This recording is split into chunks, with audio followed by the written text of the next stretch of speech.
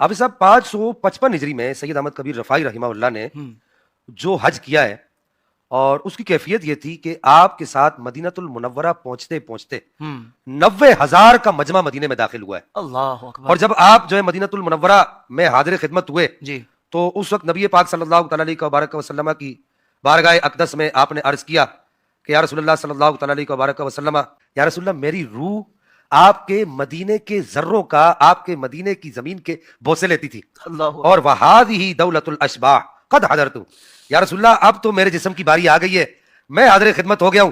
فامدد یمینک کئی تحظی بہا شفتئی، یا رسول اللہ اب آپ اپنا دست اقدس باہر نکال دیجئے تاکہ میں آپ کے دست اقدس کا بوسہ لے لوں.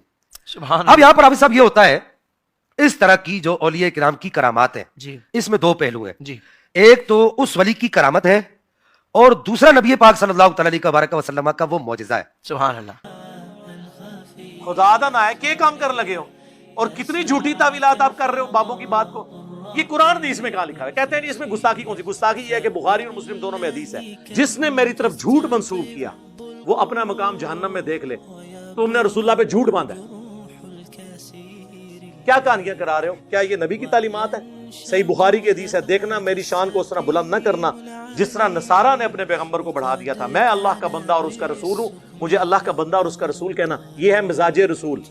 بخاری مسلم دونوں میں حدیث ہے، حضور کی وفات کے دن چل رہے تھے. اما عائشہ کہتی ہیں نبی علیہ السلام تکلیف کی وجہ سے بار بار چہرے اطہر سے چادر ہٹاتے اور کہتے لعن اللہ الیہود والنصارى اتخذوا قبور انبیاء مساجدا، اللہ کی لعنت ہو یہود و نصارہ پر، انہوں نے اپنے نبیوں کی قبروں کو سجدہ گاہ بنا دیا تھا.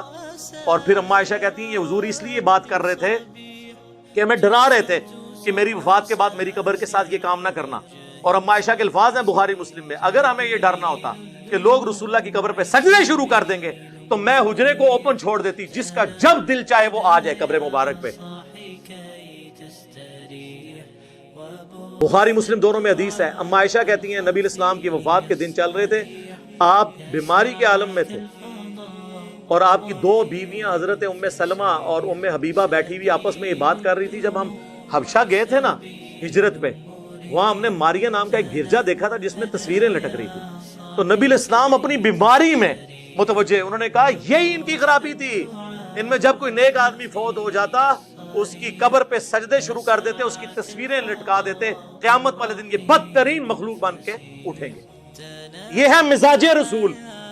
ابو داؤد کی حدیث ہے میری قبر پہ میلہ مت لگانا، تم دنیا کے کسی بھی حصے میں درود پڑھو گے میرے تک پہنچ جائے گا. درود کے لیے بھی قبر پہ میلہ نہ لگانا، سلام عرض کر کے بس آگے. صلوات بر محمد و آل محمد، اللہم صلی علی محمد و علی آل محمد. یہ ہے مزاج رسول. ان لوگوں میں کامن سینس بھی نہیں ہے.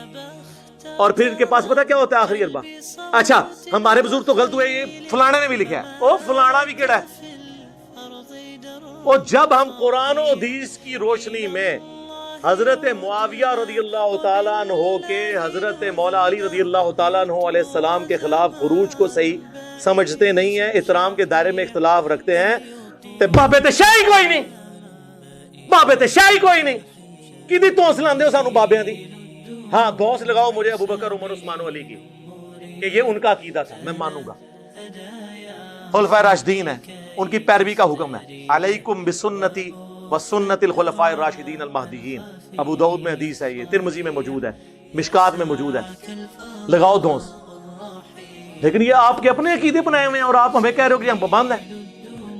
تو ہم جیسے مولوی کی عقل پوری جی ہوتی ہے. اے ویڈیو تو چڑھے گی لتر پریٹ نہیں ہونی انہاں دی.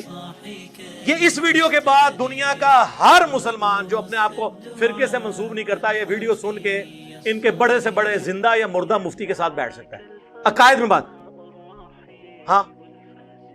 اور تیسرا عقیدہ میں نے المحنت سے بتایا تھا کہ یہ کہتے ہیں کہ نبی علیہ السلام کی قبر مبارک میں جو حیات ہے دنیا کی سی ہے. کہتے ہیں نہیں وہ ہم نے دنیاوی نہیں کہا، دنیا کی سی کہا ہے. دیکھو کیسے نہیں، دنیا کی سی ہے تو دنیا کی زندگی میں تو سانس ہوتا ہے، کھانا پینا ہوتا ہے، ٹائلٹ ہوتا ہے. کیا قبر مبارک میں یہ ہے؟ اوے شہید جو رسول اللہ کے دین پہ جان دیتا ہے اس کی زندگی کا آپ کو شعور نہیں. نبی علیہ السلام کی تو قبر مبارک میں زندگی جنت کی وہ تو اتنی عرفہ والا برزخی ہے. قرآن کہتا ہے وَلَا تَقُولُوا لِمَنْ يُقْتَلُ فِي سَبِيلِ اللَّهِ أَمْوَاتٌ بلکہ بل احیاء وَلَٰكِن لَا تَشْعُرُونَ، مت مردہ کہو ان لوگوں کو جو اللہ کی راہ میں مار دیے جائیں، بلکہ وہ زندہ ہے لیکن تمہیں شعور نہیں۔ یہ کہتے نہیں ہمیں شعور ہے، دنیا کسی ہے، دنیا کسی کہاں سے ہوگی؟ وَمِن وَرَائِهِمْ بَرْزَخٌ إِلَىٰ يَوْمِ يُبْعَثُونَ سورۃ المومنون، ان کے مرنے سے لے کر قیامت تک برزخ ہے، ان سین بیریئر۔ وہ جی حدیث ہے مسند ابی جعلہ میں الانبیاء احیاء فی قبورہم یصلون، نبی اپنی قبروں میں زندہ ہے، نمازیں پڑھتے ہیں۔ اور مسلم شریف میں حدیث ہے کہ موسیٰ علیہ السلام کو نبی صلی اللہ علیہ وآلہ وسلم نے سفر معراج میں اپنی قبر میں نماز پڑھتے ہوئے دیکھا، ہوا قائم یصلی فی قبری۔ بالکل ہم مانتے ہیں، لیکن قبر مبارک آج کھولیں کوئی نبی آپ کو نماز پڑھتا ہوا نظر نہیں آئے گا، جیسے دفنایا گیا تھا ویسے ہی جسم مبارک سلامت نظر آئے گا۔ وہ نماز بھی برزخی ہے۔ شب معراج جو صحیح مسلم میں آتا ہے، نبی علیہ السلام نے اتنے سارے انبیاء کی امامت فرمائی، وہ بھی برزخی ہے، وہ دنیا کی زندگی ہے ہی نہیں ہے۔ تو یہ جب ساری باتیں کریں گے وہ کہیں گے اصل میں ہم دنیا کی زندگی پتہ کیوں کہتے ہیں، بڑی ہوشیار ہیں، کہتے ہیں اس لیے کہ جسم مبارک سلامت ہے، اس لیے دنیا کی اسی کہتے ہیں ہم، باقی برزخی ہے۔ نہیں پرانے گلاں پرانے بہانے، میں تے تہاڈیاں شاواں کڈ کے دساں گا۔ فضائل حج میں شیخ زکریا کاندلوی نے لکھا ہے کہ 90,000 لوگوں کی موجودگی میں حضور کی وفات کے 550 سال کے بعد 555 ہجری میں شیخ عبد القادر جیلانی رحمۃ اللہ علیہ کے مرید شیخ احمد رفاعی قبر اطہر پہ جب اشعار پڑھ رہے تھے تو قبر سے ہاتھ باہر نکلا، کیونکہ انہوں نے کہا یا رسول اللہ اپنا ہاتھ نکالے، میں نے بوسہ دینا ہے، اور انہوں نے بوسہ دیا 90,000 لوگوں کی موجودگی میں، جن میں شیخ عبد القادر جیلانی کا نام بھی ذکر کیا جاتا ہے۔ اور آپ کو حیرت ہوگی، سامعین کو بھی حیرت ہوگی، تیسری سند میں پیر پیرا، میر میرا، شہباز لامکانی، قندیل نورانی، حضور سیدنا و سندنا شیخ عبد القادر جیلانی بھی موجود ہیں، جو کہتے ہیں کہ میں نے خود اپنی آنکھوں سے دیکھا کہ رسول اللہ صلی اللہ علیہ وسلم نے اپنا دست اقدس نکالا اور نکال کر ان کو تھمایا۔ یہ دنیاوی ہی آتا ہے نا، قبر سے ہاتھ نکلنا یہ دنیاوی نہیں ہے، دنیاوی مانتے ہیں یہ۔ اور پھر اگلی بات، شیخ عبد القادر جیلانی نے کیوں نہیں بوسہ لیا؟ ان کو تو میں نہیں کہتا، میں کہتا ہوں میں بڑا بدبخت ہوں کہ میری موجودگی میں میرے اسٹوڈنٹ کے لیے قبر مبارک سے ہاتھ باہر نکلے اور وہ چومے اور میں چوموں ہی نہ۔ اور عبد القادر جیلانی پھر 295C کے حقدار ہوتے ہیں کہ نہیں؟ واقع دین جی نہیں۔ اور اس تو بڑا جھوٹ ہے، یہ 1000 سال پرانی بات کر رہے ہیں، آج سے 50 سال پہلے بھی مسجد نبوی میں 90,000 کا مجمع نہیں آتا تھا، اور 90,000 کے مجمع میں اگر ہاتھ نکلے کتنے بندے دیکھ سکتے ہیں؟ جب تک کہ وہ کچھ 100-150 فٹ باہر نہ آئے۔ ہاں بتائیں نا یار، ہم تو پھر انجین نہیں کر رہے ہیں نا۔ اب آپ نے ہمیں یہ نہیں کہنا کہ یہ خواب کا معاملہ ہے، یہ برزخ کا معاملہ ہے۔ خواب نہیں سر، بیداری کی بات ہو رہی ہے۔ بیداری میں تو پھر بیداری والی باتیں ہوں گی۔ 500 بندوں میں ہاتھ نہیں نظر آتا، کہانیاں۔ پھر اعلیٰ حضرت نے ایک سٹیپ آگے طے کیا، انہوں نے ملفوظات اعلیٰ حضرت میں جب ان سے پوچھا گیا کہ حضرت آپ کہتے ہیں اولیاء بھی زندہ، شہید بھی زندہ، نبی بھی زندہ، کو فرق دسو۔ انہوں نے کہا فرق تو ہم دسنے ہیں، ساڈے بزرگ عبد الباقی زرقانی نے پہلے ہی فرما دیتا ہے، اور یہ عبد الباقی زرقانی دیوبند اور بریلوی دونوں کے روحانی ابا جی ہیں، فضائل اعمال میں بھی اس کے والے ہیں زرقانی کے۔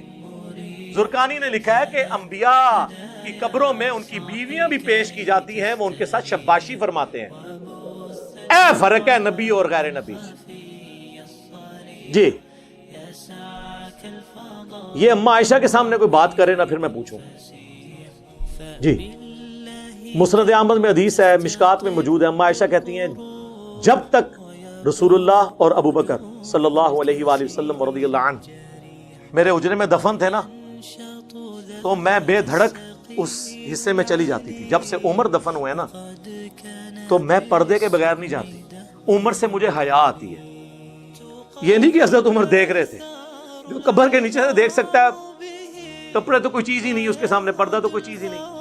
صرف حضرت عائشہ کا یہ تقویٰ تھا کہ وہ اس لیول تک، جس نے حضرت عثمان کہتے ہیں جب سے میں نے اپنا دایاں ہاتھ حضور کے ہاتھوں میں دیا میں نے شرمگاہ کو ہاتھ نہیں لگایا اس سے. آپ کوئی کہے گا ان کو کہ کبھی ضرورت پڑ جاتی ہے، انہوں نے اپنے اوپر یہ لازم کر لیا تھا کہ یہ ہاتھ اب اپنی شرمگاہ کی طرف بھی نہیں اٹھے گا، چاہے جائے کہ میں اس کو کسی غیر کی طرف اٹھاؤں، کیونکہ حضور کے ہاتھوں میں ہاتھ دیا ہے. تو یہ صحابہ کا تقویٰ ہوتا تھا، یہ اماں عائشہ کا تقویٰ تھا کہ میں ادھر جو ہے بغیر پردے کے بھی نہیں جاتی، میں اتنا پردے کا اہتمام کرتی. اس اماں عائشہ کے سامنے کوئی یہ بات کرے کہ جی نبی کی بیویاں قبروں میں پیش کی جاتی ہیں، وہ شباشی کرتے ہیں، اور جی جنت میں حوریں نہیں ملیں گی، تو وہ جنت کا باغ ہے، حضور علیہ السلام کی قبر جنت کا ٹکڑا ہے. او بھائی یہ حوراں ملنیاں نے قیامت قائم ہونے تو بعد جدو لوگ جنت پہنچ جان گے. خدا دا نہ ہے کہ کام کر لگے ہو، اور کتنی جھوٹی تعویلات آپ کر رہے ہو بابوں کی بات کو. یہ قرآن حدیث میں کہاں لکھا ہے؟ کہتے ہیں اس میں گستاخی کون سی؟ گستاخی یہ ہے کہ بخاری اور مسلم دونوں میں حدیث ہے، جس نے میری طرف جھوٹ منسوب کیا وہ اپنا مقام جہنم میں دیکھ لے. اب مجھے بتاؤ کہ رسول اللہ نے کب فرمایا کہ میری قبر میں بیویاں مجھ پہ پیش کی جائیں گی؟ بتاؤ، تم نے رسول اللہ پہ جھوٹ باندھا.